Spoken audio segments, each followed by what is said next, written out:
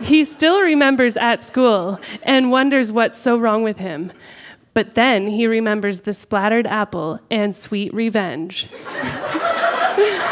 So he began to hang out in this gym he heard about that he was sure no one else had.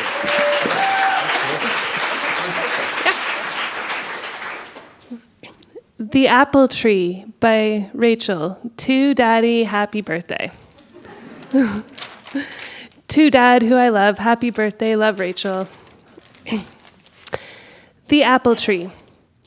There was once a little apple tree in a schoolyard out in a country near a little town called Palmerston. All of the children in the school, it was a schoolhouse, liked to play at it. All except for one. One little boy who liked to eat the apples, that is, when no one was around. If he went there when everyone else was there, they just made fun of him and picked on him, especially his big brother. They just told him he couldn't do anything, he was a loser, stuff like that. I don't know why they did this, but I think it might be because he's younger than all of them. His mom didn't want to make 2 trips. All the little boy usually did by himself was throw a ball up and catch it, go on the monkey bars, swings, and slide, and roll down a hill. After school one day, when everyone was gone, except his mom and brother Frank, who were waiting in the car, he said to himself, "I've had enough of this."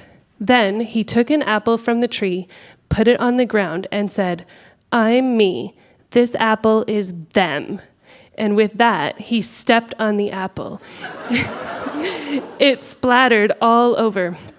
From the car, he heard his mom shout, "Urban, get over here now!" It sounded as if she lost her voice after. High school years. Now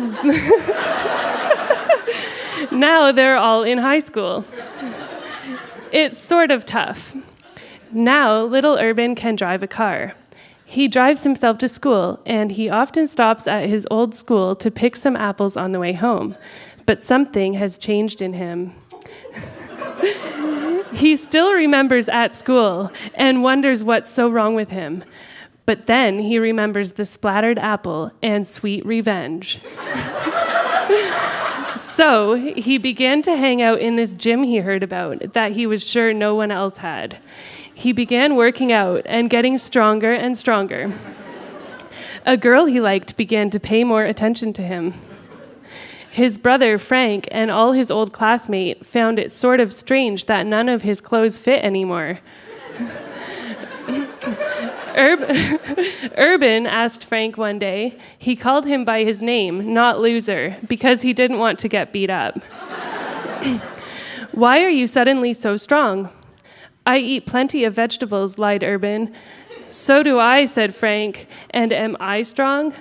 "No, you little runt," replied Urban, bringing back his childhood. Frank felt really bad. "You're just scum," said Urban. Now, Frank knew what it felt like, but he pretended not to.